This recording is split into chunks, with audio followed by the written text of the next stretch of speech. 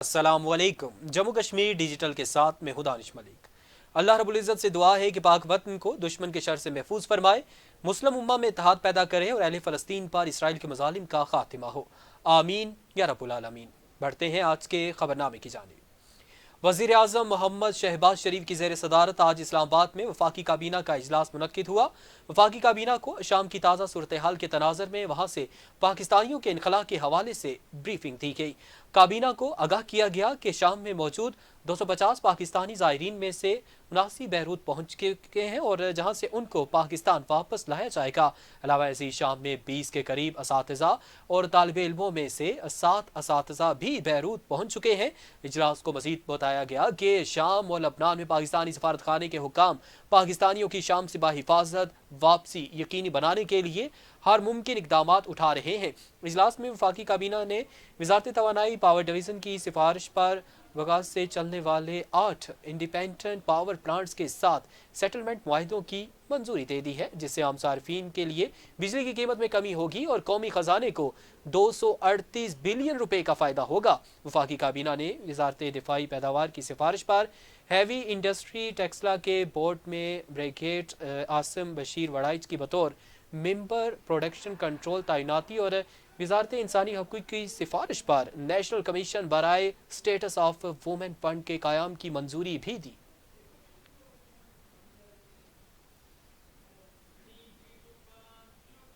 صدر آزاد کشمیر بیرسٹر سلطان محمود چودھری نے کہا ہے کہ ہماری کوشش ہے کہ اقتدار نچلی سطح تک منتقل ہو اور اختیارات کی منتقلی کو عام آدمی تک منتقل کرنے کے لیے بلدیاتی اداروں کو فعال کیا جانا ضروری ہے۔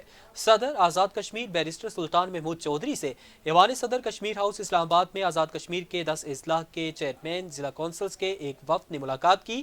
چیئرمین ضلع کونسلز کے وفد نے صدر ریاست کو بلدیاتی اداروں اور درپیش مسائل اور فنڈز کی کمی سمیت دیگر تحفظات سے آگاہ کیا، جس پر صدر بیرسٹر سلطان محمود چودھری کا کہنا تھا کہ انہوں نے جب صدر ریاست کے عہدے کا حلف اٹھایا تھا تو انہوں نے آزاد کشمیر کے عوام سے وعدہ کیا تھا کہ آزاد کشمیر میں بلدیاتی انتخابات جلد کرائے جائیں گے۔ اب جب کہ یہ وعدہ پورا ہو چکا ہے تو ہماری کوشش ہے کہ اقتدار نچلی سطح تک منتقل ہو اور اختیارات کی منتقلی کو عام آدمی تک منتقل کرنے کے لیے بلدیاتی اداروں کو فعال کیا جانا ضروری ہے۔ صدر آزاد کشمیر کا کہنا تھا کہ وہ حکومت سے بھی کہیں گے کہ وہ فوری طور پر بلدیاتی اداروں کے لیے فنڈز کی فراہمی کو یقینی بنائیں تاکہ آزاد کشمیر میں تعمیر و ترقی کی رفتار تیز ہو سکے۔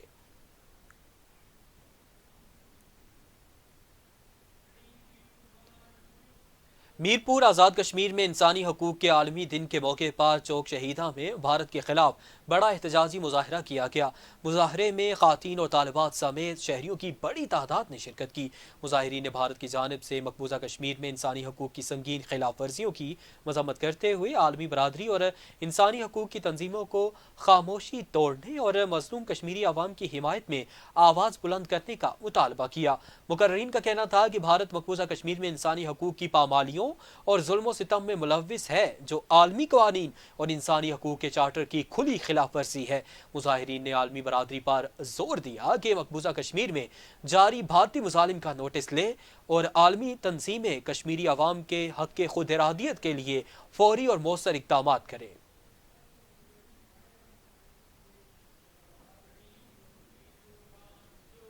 وادی نیلم کے ضلعی ہیڈ کوارٹر آٹھ مقام سمیت ضلع بھر میں انسانی حقوق کے عالمی دن کے موقع پر مقبوضہ کشمیر میں جاری بھارتی دہشت گردی، جنگی جرائم، انسانی حقوق کی خلاف ورزیوں اور کالے قوانین کے خلاف ضلعی انتظامیہ، انجمن تاجران، سول سوسائٹی اور مختلف تعلیمی اداروں کے طلباء نے ریلیاں نکالی اور مظاہرے کیے۔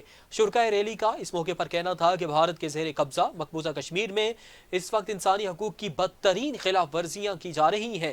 مقبوضہ کشمیر کی 1 کروڑ 30 لاکھ آبادی 10 لاکھ بھارتی فوجیوں کے محاصرے میں ہے، جہاں ان کے تمام تر بنیادی انسانی، سیاسی، سماجی اور مذہبی حقوق بری طرح پامال کیے جا رہے ہیں۔ شرکا کا کہنا تھا کہ کالے قوانین کے تحت شہریوں کی آزادیوں کو بری طرح روندا جا رہا ہے اور آزادی اظہار رائے پر پابندیاں عائد کر دی گئی ہیں۔ مظاہرین نے انسانی حقوق کی عالمی تنظیموں سے مطالبہ کیا کہ وہ بھارت کے زیر قبضہ کشمیر میں انسانی حقوق کی پامالیوں کا نوٹس لیتے ہوئے کشمیری قیدیوں کی رہائی کے لیے اپنا کردار ادا کریں۔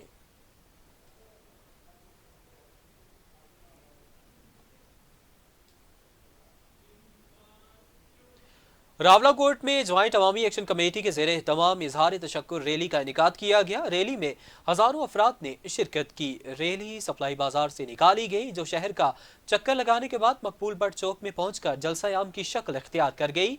जलसा-ए-आम से खिताब करते हुए मेंबर ज्वाइंट अवामी एक्शन कमेटी सरदार उमर नज़ीर कश्मीरी और दिगर ने कहा कि हमारी किसी से कोई दुश्मनी नहीं है, हमारी जंग गासिब, जाबिर और काबिज हुक्मरान तबके के खिलाफ है। उन्होंने कहा कि आज जो लोग कोहाला और आज़ाद पतन से पाकिस्तानी परचम उतारने या किसी शख्सियत की तस्वीर उतारने जैसा मन घड़त प्रोपेगेंडा करके कश्मीरी और पाकिस्तानी आवाम को लड़ाने की साजिश कर रहे हैं, दरअसल यही लोग गैर मुल्की एजेंडे पर काम करने वाले सहूलतकार हैं, जिन्हें अब और कोई रास्ता नहीं मिल रहा तो नई साजिश पर उतर आए हैं। मुकर्रीन ने मजीद कहा कि अब अगर हुकूमत ने किसी आम शहरी को बिला वजह गिरफ्तार किया और नुकसान पहुंचाने की कोशिश की तो भरपूर एहतजाज किया जाएगा। मुकर्रीन ने तहरीक की कामयाबी पर तमाम ज्वाइंट अवामी एक्शन कमेटी के मेंबरान, ताजरों, ट्रांसपोर्टर्स, तलबा और पूरी कश्मीरी कौम को मुबारकबाद पेश की।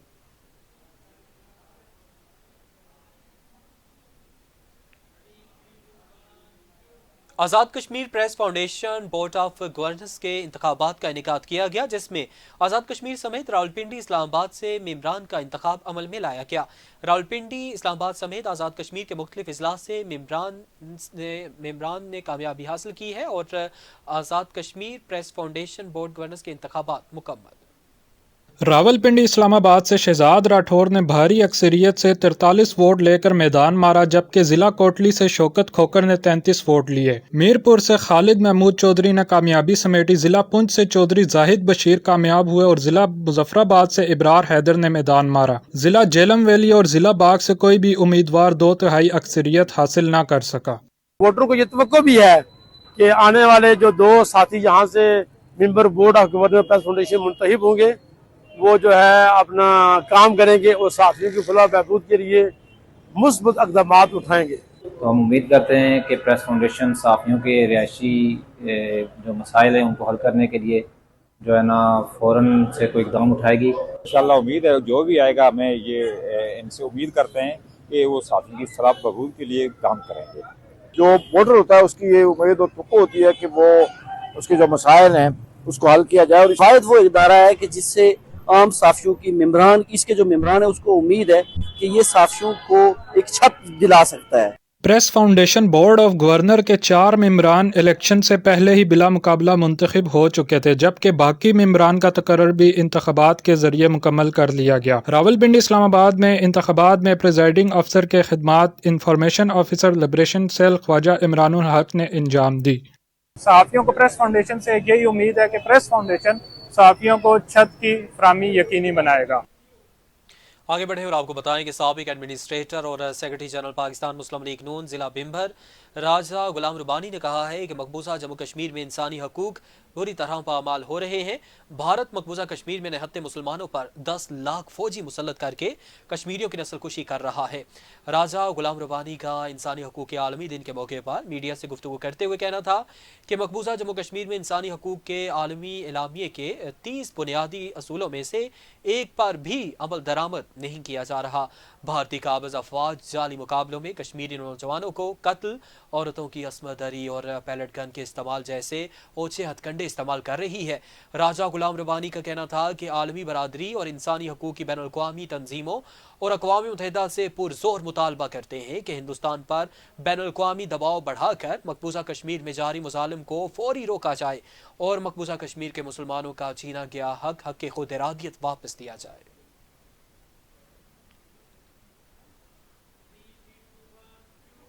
कोटली से खबर शामिल करेंगे, जहां जिला भर की तमाम यूनियन काउंसिल्स के चेयरमैन और काउंसलर्स का हुकूमत आज़ाद कश्मीर के खिलाफ एहतजाजी मुजाहरे में बल्दियाती नुमाइंदगान ने बड़ी तादाद में शिरकत की। मुजाहरे से खिताब करते हुए चेयरमैन चौधरी महबूब, चेयरमैन यूनियन सरसाफा मुश्ताक नवाज और दिगर ने कहा कि आज तमाम बल्दियाती नुमाइंदे अपने हकूक के लिए इकट्ठे हुए हैं। हमारे जो हकूक हैं वो हमें दिए जाएं। हुकूमत की जानिब से बल्दियाती नुमाइंदगान को फंड्स की फरहमी और इख्तियारात की मुंतकिली ना करना बल्दियाती नुमाइंदगान के हक पर डाका डालना है। बल्दियाती नुमाइंदगान का मजीद कहना था कि 1990 के एक्ट के मुताबिक हमें बल्दियाती फंड्स और तमाम इख्तियारात मुंतकिल किए जाएं, बसूरत दिगर भरपूर एहतजाज किया जाएगा।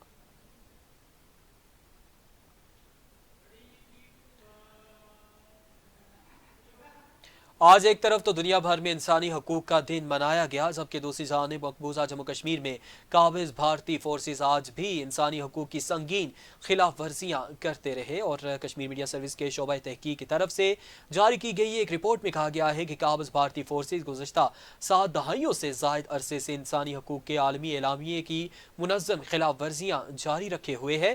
اس اعلامیے کے تحت جن بنیادی انسانی حقوق کی ضمانت دی گئی ہے، کشمیری ان تمام حقوق سے مسلسل محروم ہیں۔ بھارتی فوجیوں نے جنوری 1989 سے اب تک 96,383 کشمیریوں کو شہید کیا، جن میں سے 7,370 کو دوران حراست یا جعلی مقابلوں میں شہید کیا گیا۔ ان شہادتوں سے 22,980 خواتین بیوہ اور 1,07,974 بچے یتیم ہوئے۔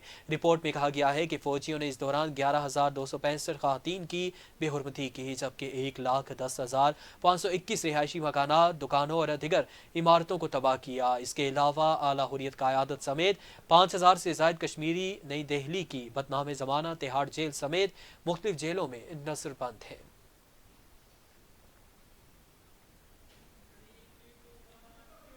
اسرائیلی افواج نے شام بھر میں فوجی تنصیبات اور ہوائی اڈوں پر بڑے پیمانے پر حملے شروع کر دیے۔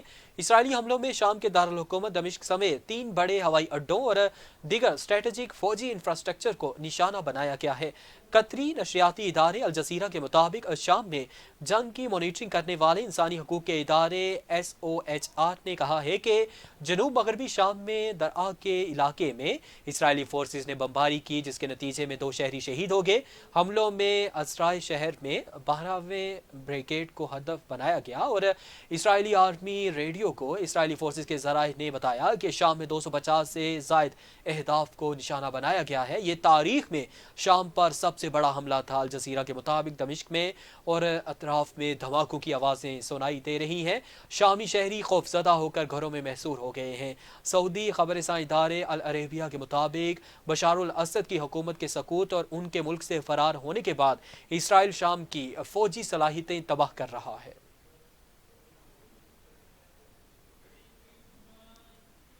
اب تک کے لیے اتنا ہی۔ جموں کشمیر ڈیجیٹل سے ہمیں